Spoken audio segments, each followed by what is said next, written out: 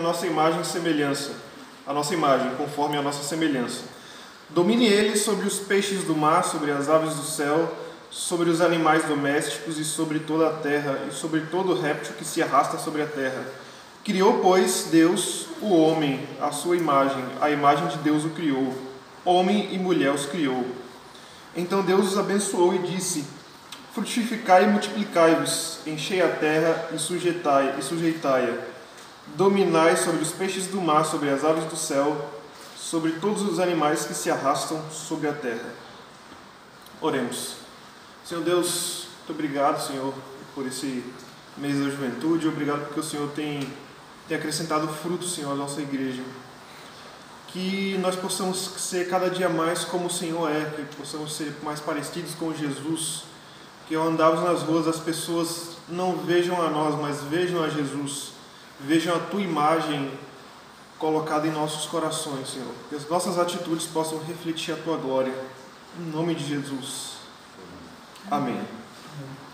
Primeira coisa, quando a gente fala sobre imagem e semelhança, a gente precisa pensar em uma coisa. Aqui o texto fala que Deus criou o homem à sua imagem e semelhança, certo? Porém, eu vou um pouco mais profundo, um pouco mais longe aqui. Deus criou o homem à sua imagem e semelhança, porém, Ele colocou as características dele mesmo em toda a criação. De uma forma especial no ser humano, a imagem e semelhança, mas Ele colocou características dele em toda a criação, certo? Como autor, como um pintor, ele vai pintar um quadro e ele coloca as suas próprias emoções ali, as suas próprias características, né? Então, quando pegam um quadro desconhecido, eles vão olhar assim o estilo, aí dizer, esse aqui é tal, esse aqui foi fulano que fez. Como quando, por exemplo, os critérios que eles utilizaram para dizer quem eram os escritores das cartas de Paulo, né? Eles disseram, não, é Paulo por causa disso, por causa desse estilo, por causa dessa palavra, por causa dessa abertura aqui. Então, a personalidade de Paulo é impressa nas cartas. Ele coloca as suas emoções ali, ele coloca o seu reflexo ali. Da mesma forma, se há um Deus e Ele criou todas as coisas, então Ele colocou o seu reflexo na criação como um todo. Que reflexo é esse? A Bíblia diz que toda a terra está cheia da glória de Deus. Os anjos, os serafins cantam em Isaías 6: Santo, Santo, Santo é o Senhor dos exércitos, toda a terra está cheia da sua glória. Então existe algo na criação e algo em nós que está cheio da glória de Deus. Algo que remete a Ele. O que é isso? Precisamos pensar em Deus como Trindade, certo? Deus é Trindade, Pai, Filho e Espírito. Então isso significa que esses atributos estão impressos na natureza também. Então você pode ver que a natureza não é uma coisa monótona, a natureza é uma coisa diversa, é uma coisa múltipla, é uma coisa diversificada. Então, naturalmente, Deus é um ser diverso. Ele é Pai, Filho e Espírito. Ele não é uma pessoa só, 3 pessoas. Pai, Filho e Espírito. O Pai é Deus, o Filho é Deus, o Espírito é Deus. Não são 3 deuses, um só. Da mesma forma, a natureza é múltipla. É claro que não dá para pegar toda a complexidade da Trindade na natureza, mas dá para ter uma ideia. A natureza é múltipla. Não existe... A natureza é uma, mas ao mesmo tempo ela é múltipla, ela é diversa. Nós temos estrelas, nós temos planetas, nós temos árvores, nós temos frutos, nós temos átomos, e a natureza é múltipla. E cada elemento da natureza também é múltiplo, portanto Deus, Ele é múltiplo. Pai, Filho e Espírito. E Ele criou todas as coisas com um ato de amor. O Gênesis, quando nós lemos, nós percebemos Deus olhando para a criação e falando, isso aqui foi bom. Assim como um pintor, vou trazer para o dia a dia de vocês, os seus projetos no dia a dia. Quando você realiza um projeto, que você tem orgulho dele, você gosta tanto do que faz, você olha para e fala, isso aqui foi bom. É verdade? Você como professora, você dá aquela aula que você sente orgulho. Puxa, eu amo o que eu faço, isso aqui foi bom. Que bom que os alunos aprenderam. Você, quando toca música, puxa, que bom que a igreja cantou. Você sente prazer na sua própria criação. Assim foi Deus. Ele olhou para a criação e falou, isso aqui é bom. Então, de acordo com a perspectiva bíblica, a natureza não é fruto apenas de processos naturais e cegos, desenfreados, malucos. Embora tenhamos processos na natureza que são cegos, mas para a Bíblia a natureza é fruto do amor divino. Deus amou a sua criação, Deus colocou a sua paixão, as suas forças, as suas energias e deu à luz a criação. Como um grande ato de amor, não somente como uma coisa que ele tem que fazer, mas como uma coisa que ele tem prazer em fazer. Não é uma coisa que Deus foi forçado a fazer, não era uma coisa que ele precisava fazer, como, por exemplo, sei lá, lavar os pratos em casa. Eu acho que a maioria das pessoas não gosta desse serviço, mas tem que fazer. Não é nada pessoal, tá, mãe? Mas, por exemplo, quando eu estou nos meus projetos, eu tenho prazer neles. Eu tenho prazer de olhar, sentar, fazer um projeto, e quando eu termino, eu olho assim, puxa, que obra de arte. Não com orgulho falso, não como uma forma de me gloriar, mas eu olho, eu vejo o fruto do meu trabalho e eu fico satisfeito. Assim foi Deus, Ele criou todas as coisas e Ele ficou satisfeito com o que Ele fez. Ele é um grande autor da criação e Ele sente prazer na sua própria criação, Ele ama a sua criação. E o texto diz que nós fomos criados à imagem e semelhança de Deus. O que isso significa? A imagem tem a ver com sombra. A palavra no hebraico tem a ver com sombra. Então, por exemplo, não tinha imagem, não tinha foto naquela época, não tinha vídeo. Então o conceito de imagem que eles tinham é sombra. Então a luz me reflete em mim e faz a minha sombra aqui. E a sombra tem as minhas características. Assim é o ser humano. Ele depende de Deus para a sua existência, ele não existe fora de Deus. Ele depende de Deus, ele se nutre de Deus. O ser humano está enraizado em Deus. E ele não pode viver sem Ele. Sem Ele não é possível a vida como um todo, espiritual e física. É por isso que nós fomos criados à imagem dEle. E à semelhança, porque temos características que lembram a Deus. Embora sejamos caídos, nós temos características. Como todo ser humano nós podemos observar isso, independente de religião. Você pode observar esses seres humanos que são bondosos, que são carinhosos, que são hospitaleiros, que fazem boas ações, mesmo que não sejam cristãos.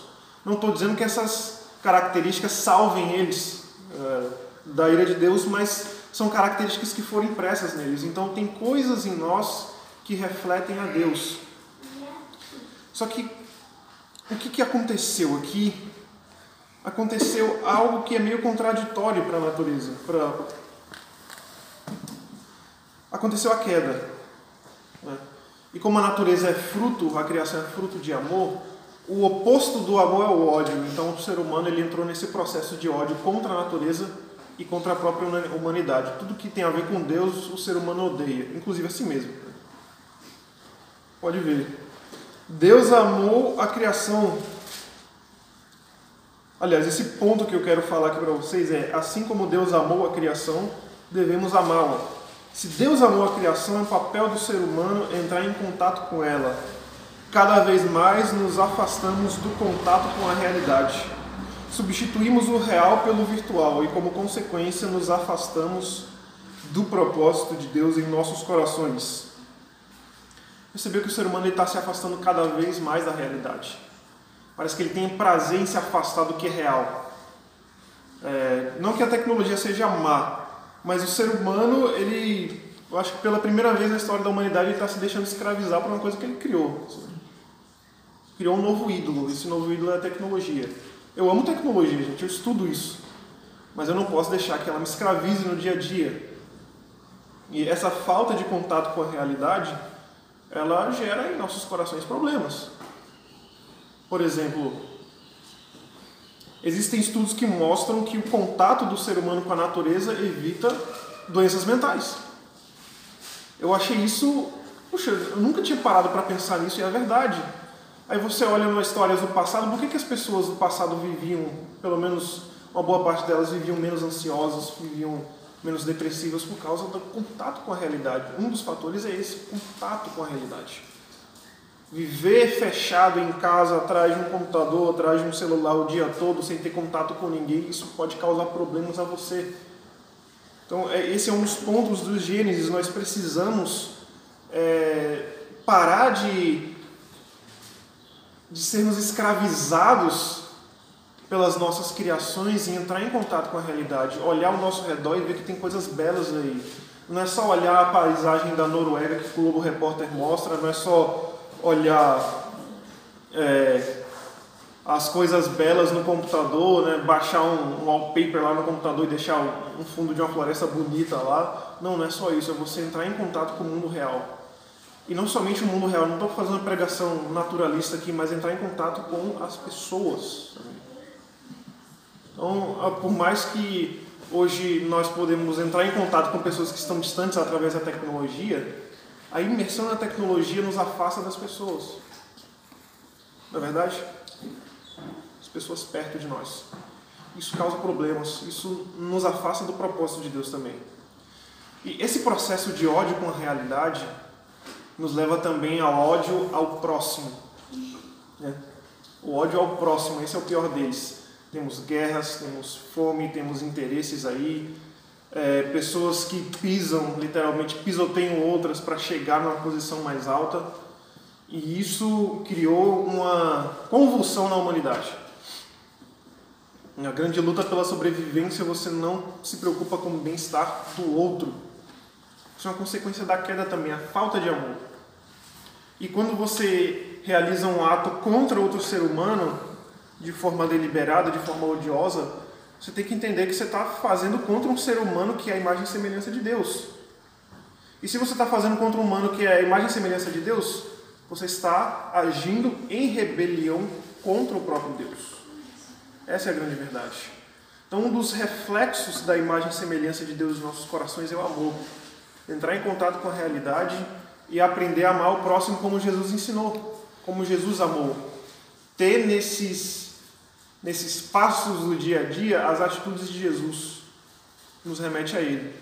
Então precisamos voltar ao amor, precisamos amar mais, precisamos entrar em contato mais com as pessoas, precisamos odiar menos. E não só odiar em questão de sentimento, mas odiar em questão de atitude. Né? Então, às vezes, nós não temos o coração odioso, mas as nossas atitudes não demonstram amor. Às vezes tem uma pessoa do lado que precisa da sua ajuda e você prefere ficar no celular mexendo do que conversar com ela. A pessoa que está precisando conversar com você, ela precisando ali descarregar suas mágoas e você não está nem aí mexendo no Facebook. Isso é uma consequência da queda também. A falta de empatia. E às vezes você nem percebe, às vezes eu nem percebo. É uma coisa que pode atingir qualquer um de nós aqui. Isso é falta da imagem e semelhança. Uma das coisas que as pessoas procuravam em Jesus, que as outras não tinham na época dele, é justamente a empatia. Jesus ia e abraçava um leproso, né?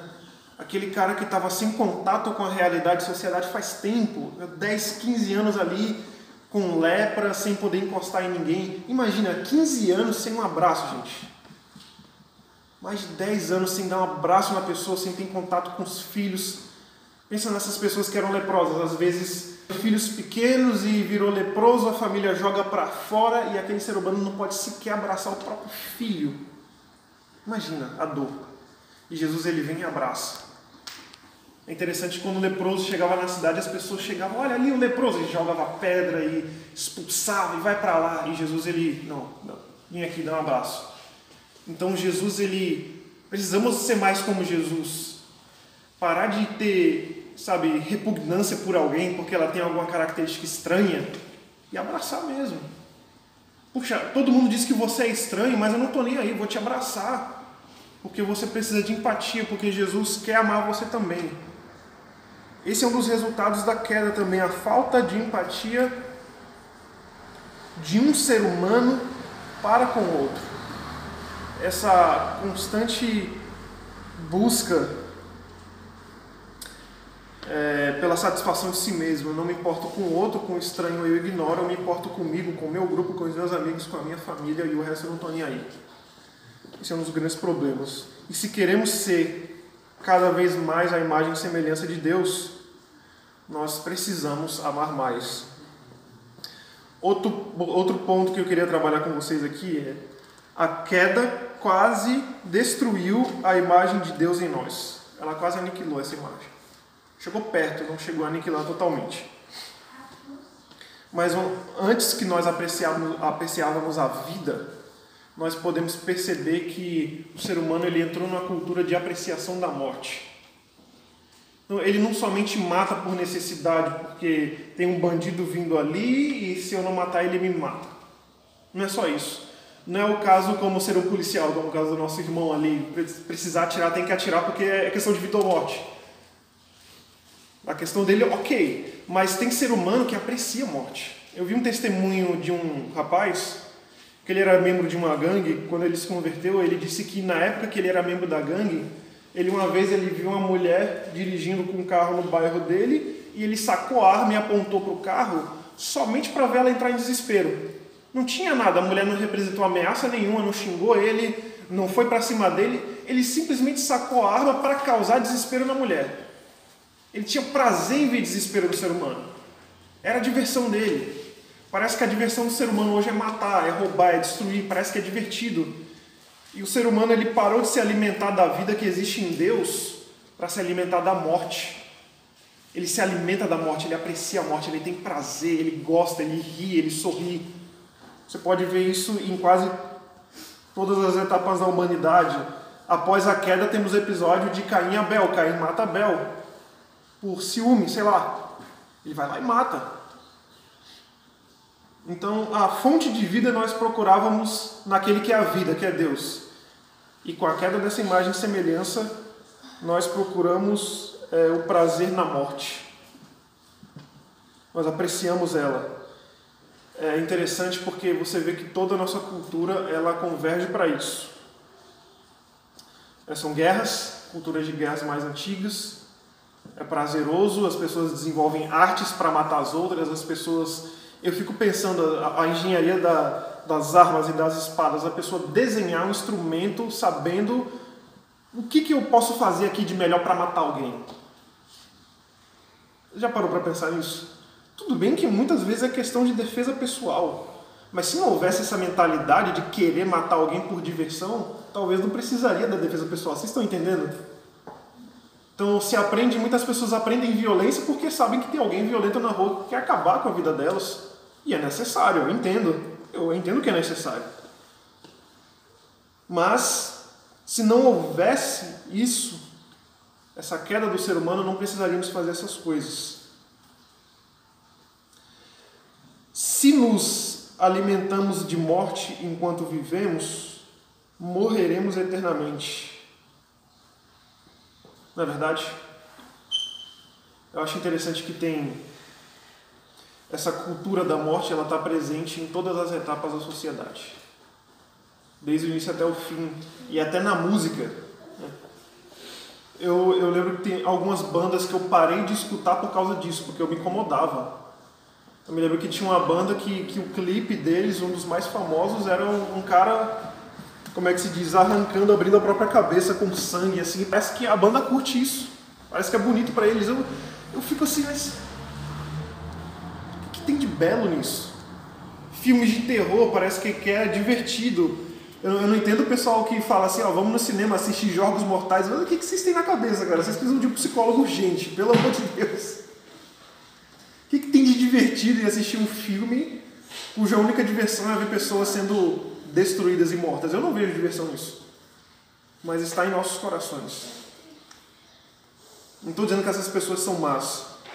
Mas é um reflexo da queda a apreciação pela morte. Infelizmente. E Jesus Cristo, o próximo ponto que eu quero trabalhar com vocês aqui, que é o resplendor da glória de Deus, ele veio resgatar e ele veio recriar a imagem e semelhança de Deus em nossos corações. Ele veio restaurar o que foi perdido. Ele veio restaurar nosso amor ao próximo e veio restaurar o nosso amor a Ele, o nosso amor à vida. Temos que aproveitar a vida, temos que sentir prazer na vida e não prazer na morte. Temos que ter prazer no amor e não no ódio. Temos que ter um contato maior com a realidade. É interessante quando Paulo fala que nós somos nova criatura. essa ideia de nova criatura é a ideia de Gênesis mesmo. E a terra era sem forma e vazia, o Espírito de Deus pairava por sobre as águas e disse Deus haja luz e houve luz. É a mesma ideia. Deus está pegando uma coisa que é sem forma e vazia, está dando forma e está mostrando luz. Essa é a ideia de ser recriado, é ser reconstruído, ser retrabalhado. É pegar uma coisa que está destruída, está em caos, está sem forma, está vazia e dar vida de novo. É a mesma ideia do Vale dos Ossos Secos. Já viram em Ezequiel 38, se eu não me engano? 37. Oi? 37, né? Fala sobre o Vale dos Ossos Secos. Então Deus diz assim para Ezequiel: você está vendo aqui numa visão, você está vendo aqueles ossos ali? Profetiza sobre eles para parecer carne. E parece um negócio meio zumbi, porque os ossos começa a vir carne sobre os ossos e começa a tomar forma. E depois Deus fala ali, profetiza o Espírito sobre eles para que eles tenham vida. Ezequiel profetiza e aquele amontoado de ossos que agora tem forma humana começa a receber vida. É isso. Somos como o vale dos ossos secos, e o Espírito de Deus ele vem e traz de volta o que foi perdido. E Jesus ele vem e restaura a carne, a forma, a vida e sopra em nós a vida. Assim como ele fez com Adão, ele criou do barro, ele fez, formou e soprou. Assim ele faz com nossos corações. Ele vem, reforma e sopra de novo em nossas narinas a vida. É assim que acontece. E esse processo, ele quer que eu e você façamos parte, porque é um processo de recriação que começa a partir de nós e se expande para toda a criação, para o reino dele. Interessante que tem a música dos Arrais. O nome é Ele é, o nome da música. E tem uma parte interessante que o cantor ele fala que Cristo é aquele que espalha em nós o barro que ainda faltava. Então quer dizer que tem uma coisa faltando, ele molda. Tem uma coisa faltando no nosso coração, ele pega um pouco de barro e coloca lá. E remolda e sopra de novo. É assim que eu creio.